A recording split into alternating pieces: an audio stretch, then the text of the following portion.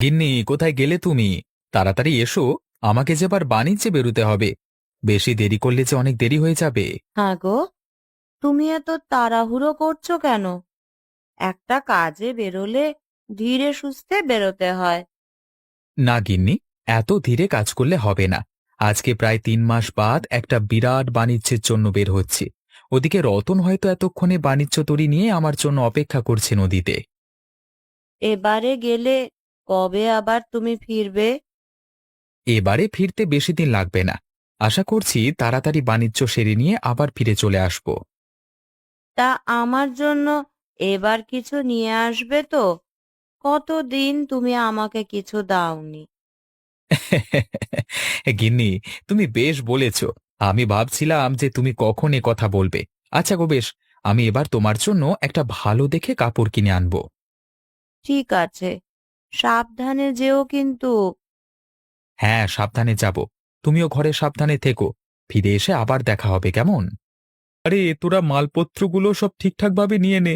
ভালোভাবে দেখে গুছিয়ে নে। সাধনদা এলেই কিন্তু আমাদের বেরিয়ে পড়তে হবে বাণিজ্যের উদ্দেশ্যে। হ্যাঁ বাবু, ভালো করে দেখে নিয়েছি। সবকিছু ঠিকঠাকই আছে। তবু আর একবার দেখে নিচ্ছি। আরে সাধনদা, এসো এসো, আমি তোমার জন্য অপেক্ষা করছিলাম। তা বলো দাদা, কখন ছাড়বো? সমস্ত মালপত্র ঠিকঠাকভাবে আছে কিনা মিলিয়ে নিয়েছিস তো? হ্যাঁ দাদা, তুমি আসবার আগেই সমস্ত কিছু মিলিয়ে নিয়েছি। সব কিছু ঠিকঠাক আছে। এবার শুধু নৌকা নিয়ে বেরিয়ে পড়তে হবে আমাদের। ঠিক আছে, তাহলে ওপরওয়ালার নাম করে চলো বেরিয়ে পড়া যাক। যত তাড়াতাড়ি আমরা বাণিজ্য শেষ করব তত তাড়াতাড়ি বাড়ি ফিরে আসতে পারবো। ঠিক আছে দাদা, চলো বেরিয়ে পড়া যাক। হায় হায় হায় হায় ওপরওয়ালা, তুমি দয়া করে আমাদের দিকে একটু তাকাও। আমরা আমরা যে না হলে একেবারে ভেসে যাব। অনেক দিন হলো কাজকর্ম না করে বসে রয়েছি। ছোট মেয়েটার মুখের দিকে তাকাতে খুব লজ্জা পায়। এখন আমি কি করব? আমার কিছু একটা ব্যবস্থা করো। বাবা, তুমি আজকেও দাওয়ায় বসে কাঁদছো? তোমাকে না কতবার বলেছি তুমি মন খারাপ করবে না। তুমি একবারও আমার কথা শোনো না। কাদা ছাড়া আমার যে আর কোনো উপায় নেই রে মা। আমার সেই দিনের কথা মনে পড়ছে। কোন দিনের কথা বাবা? আমাকে খুলে বলো। আমি যখন যুবক ছিলাম তখনকার কথা। একবার নগর থেকে একজন বাবু এসেছিলেন আমাদের নদীর পাড়ের এই গ্রামে। তিনি চেয়েছিলেন এই গ্রামে তার ব্যবসা স্থাপন করতে। কিন্তু আমাদের গ্রামের কিছু বদমাশ লোক চক্রান্ত করে সেই বাবুকে নগর থেকে তাড়িয়ে দিয়েছিলেন। তারপর সেই বাবু আমাদের নদীর পাড়ের অপর গ্রামে গিয়ে তার ব্যবসা স্থাপন করেন। তাতে কি হয়েছে বাবা? তাতেই তো সবকিছু হয়েছে রে মা। আজকে যদি সেই বাবু আমাদের গ্রামে থাকতো, তাহলে আমাদের কাজকর্মের কোনো অভাব থাকতো না। আসলে শিল্প সম্বন্ধে আমরা কিছুই বুঝিনি। ওই বদমাশ লোকেদের পাল্লায় পড়ে আমরা সেই বাবুকে গ্রাম থেকে এক প্রকার তাড়িয়ে দিয়েছিলাম। কিন্তু আজকে দেখ, নদীর ওপারের গ্রাম কেমন সমৃদ্ধশালী। ওখানকার লোকেরা বাণিজ্যের জন্য বাইরে নগরে যায়, আর আমাদের গ্রামের লোকেরা সারা দিন শুধু বসে থাকি ঘরে। মন খারাপ করো না বাবা, নিশ্চয়ই সব কিছু ঠিক হয়ে যাবে। তুমি যদি মন খারাপ করে বসে থাকো তাহলে আমারও খুব মন খারাপ করে। মন খারাপ তো করতে চাই না রে মা, কিন্তু তোকে আমি সারা জীবন কি দিলাম বলতো? তোর জীবনটা আমি নষ্ট করে দিলাম। এখন ভালোই ভালোই তোর একটা বিয়ে দিতে পারলে খুব ভালো হয়।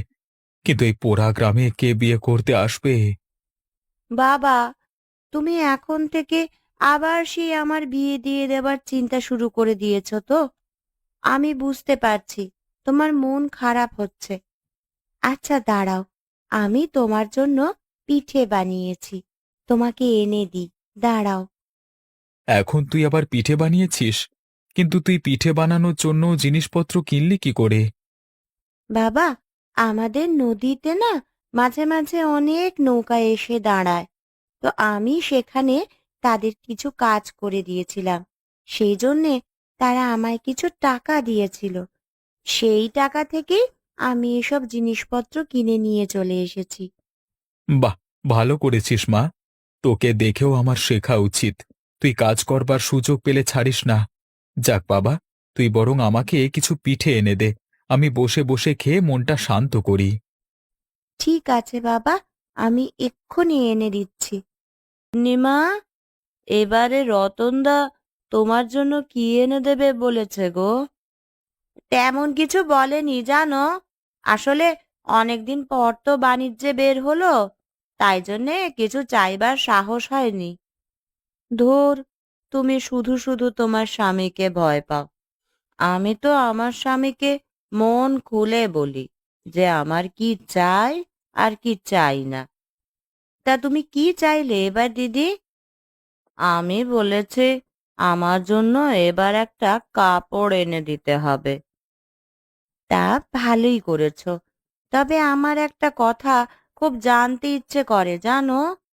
কি কথা বলছো বলো তো? আমাদের নদীর এপারের লোকেরা তো অনেক সুখী, স্বামীদের কাছ থেকে যা চায় তাই পায়। কিন্তু নদীর ওপারের গ্রামের কেমন অবস্থা সেটা আমার খুব জানতে ইচ্ছে করে।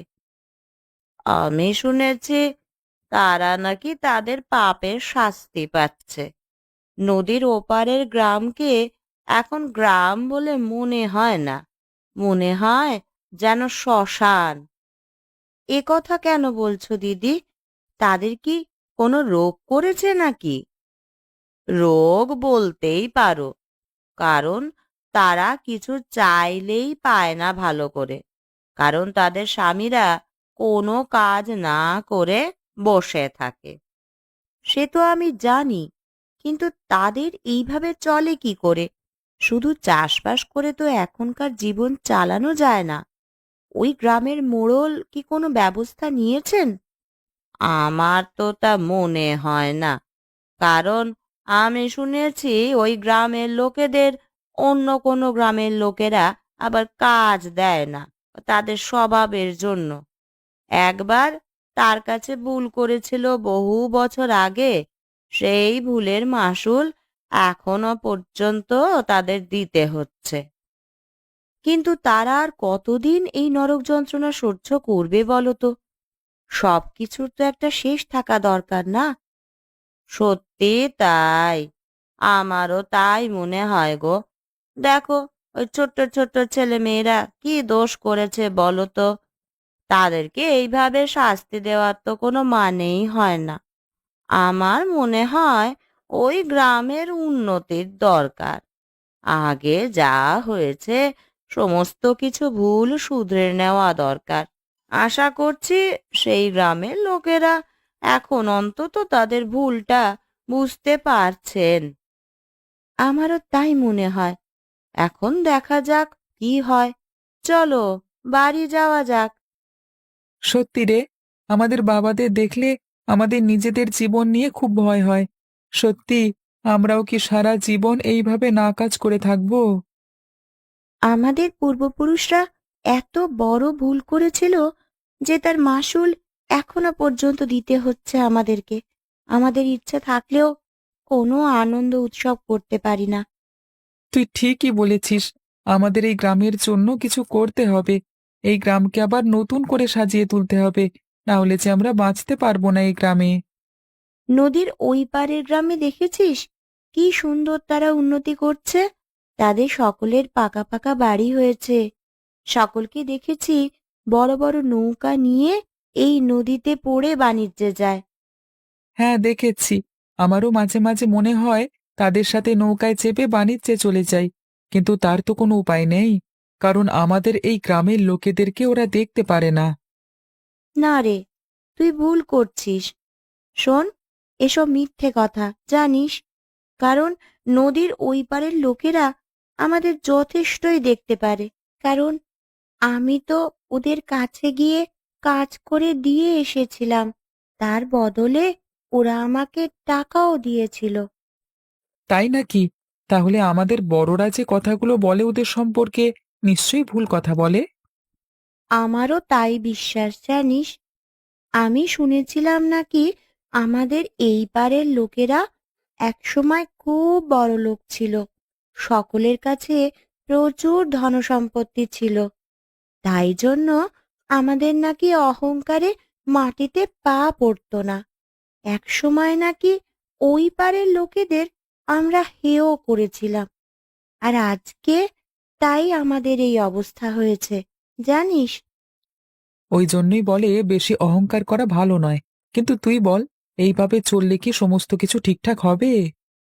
আমার তো তা মনে হয় না। কি জানিস, আমাদের পুলক বাবুর সাথে একবার দেখা করা দরকার।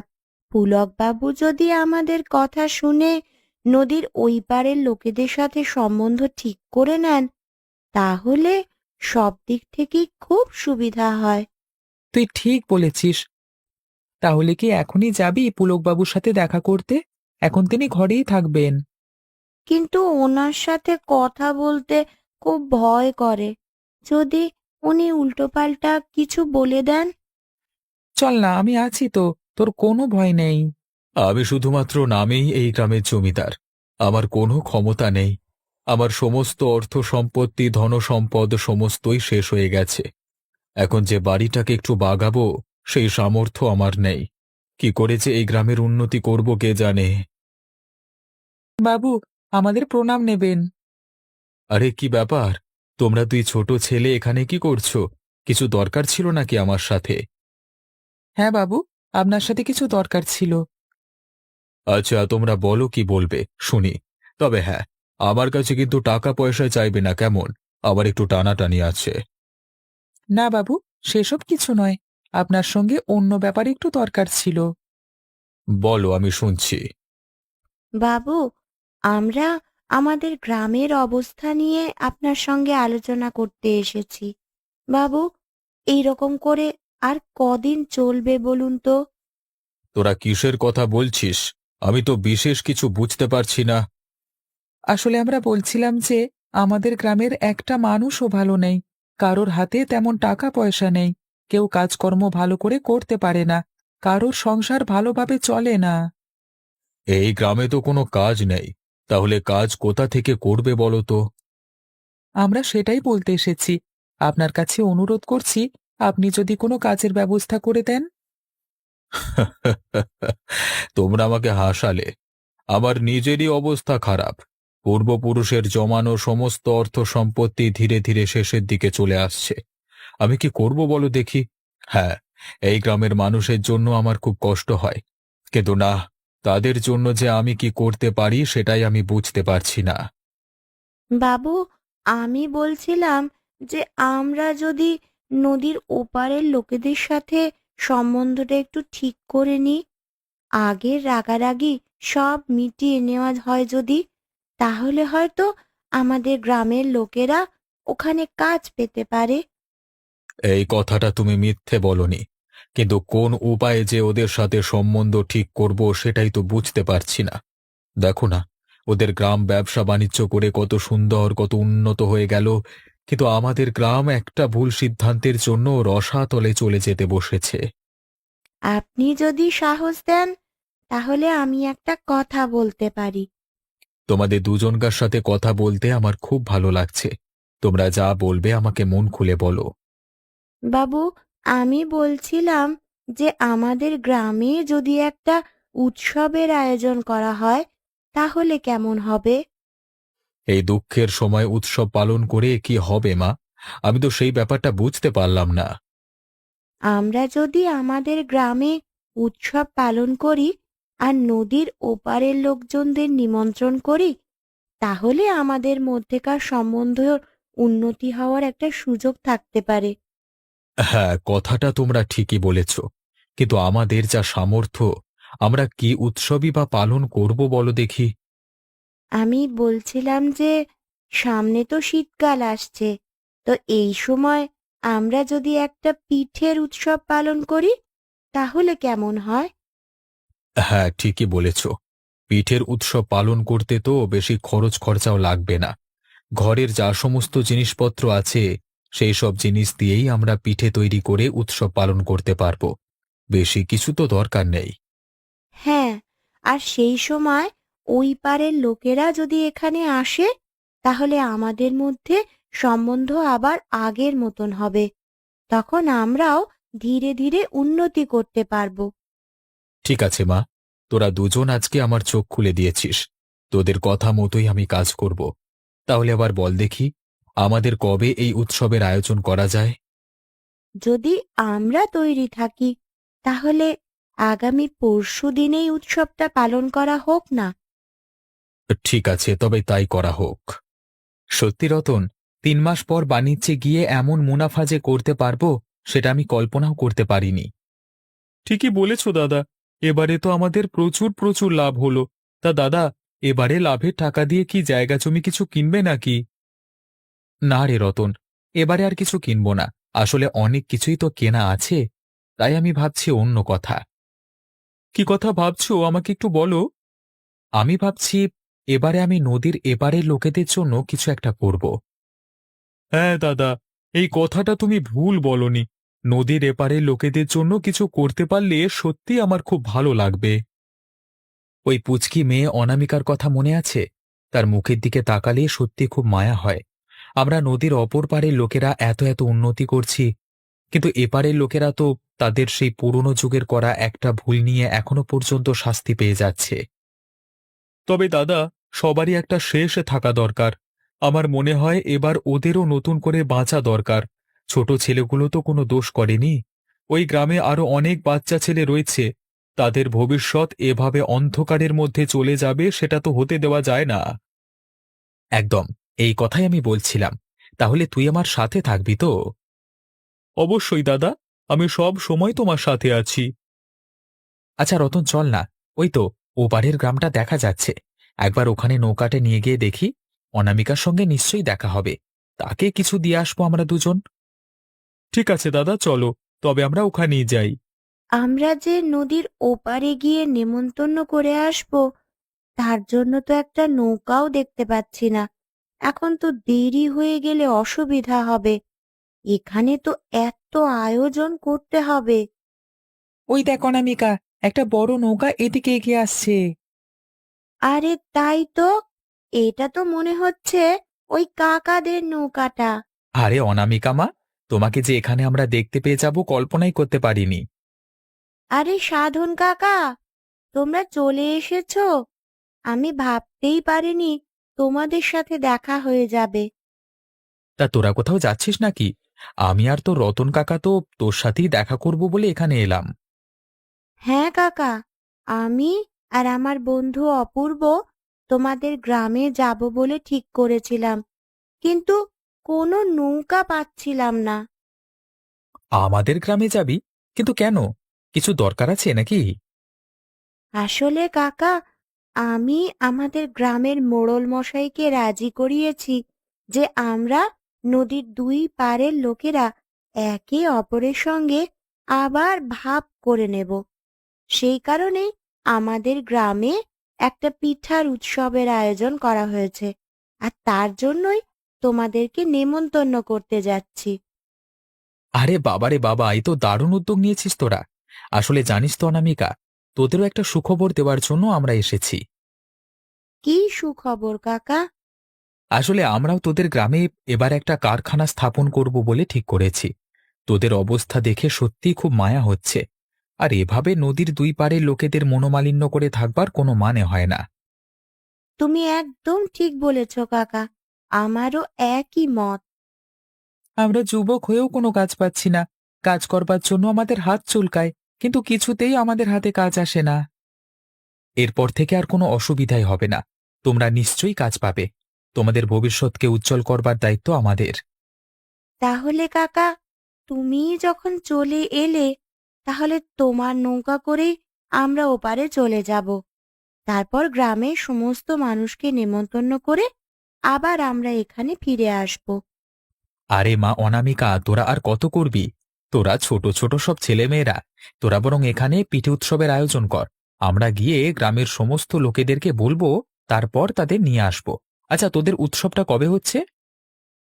আগামী পরশু। ঠিক আছে, তাহলে আগামী পরশুদিন গ্রামের লোকজন নিয়ে আমরা চলে আসব। তারপর সেখানেই আলোচনা হবে তোদের গ্রামের ভবিষ্যৎ নিয়ে। কি খুশি তো? আমরাও খুব খুশি। তুমি সত্যি বলছো? নদীর ওই পারের লোকেরা আমাদের জন্য পিঠের উৎসবের আয়োজন করেছে? আমি আসবার সময় নদীর ওপারের গ্রাম হয়ে ঘুরে এলাম, আর অনামিকা আমাদেরকে তখনই নেমন্তন্ন করে দিল। হ্যাঁ গো, তুমি যাবে তো? আমার তো এই গ্রামে যাবার খুব ইচ্ছে। আমার মনে হয় রতনদা আর পূর্ণিমারাও যাবে। অবশ্যই যাব না মানে? সেখানে তো আমাকে যেতেই হবে। আমার বিশ্বাস আমাদের গ্রামের সমস্ত লোক পুরনো দিনের সমস্ত মনোমালিন্য ভুলে গিয়ে আবার পুনরায় নিজেদের সম্বন্ধ স্থাপন করবে। তাহলে তো খুবই ভালো হয়। হ্যাঁ গো, তা ওই গ্রামের লোকেদের জন্যে কি নিয়ে যাবে? আমি ভাবছি আমরাও এখান থেকে কিছু পিঠে করে নিয়ে যাব। তাহলে আমাদের নদীর দুই পাড়ের পিঠে উৎসব একসঙ্গে পালন হয়ে যাবে। তাহলে তো আমাদের সমস্ত আয়োজন করতে হবে। আমাদের হাতে তো আর বেশি সময় নেই। যা করবার তাড়াতাড়ি করে নাও গিন্নি। আমরা পরশুদিন রওনা দিচ্ছি নদীর ওপারে নতুন করে সম্বন্ধ স্থাপন করতে। যাক বাবা, আমাদের গ্রামের লোকেরা যে আমাদের ডাকে সাড়া দিয়েছে, এটাই অনেক বল। সত্যি রে অনামিকা, আমারও দেখে খুব ভালো লাগছে। তোর বুদ্ধি কাজে লাগছে। এখন কখন যে নদীর ওপারের গ্রাম থেকে লোকজন আসবে সেটাই দেখবার। আরে অনামিকা, অপূর্ব, এ যে তোমরা বিশাল আয়োজন করে ফেলেছো। তোমরা যে এইভাবে এত আয়োজন করবে সেটা তো আমি কল্পনাও করতে পারিনি। কিন্তু এতে কি কোনো উপকার হবে বলে তোমার মনে হয়?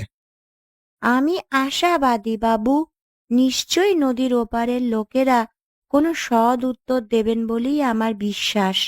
ওই দেখুন বাবু, নদী দিয়ে ওপারের লোকেরা নৌকা করে আসছে।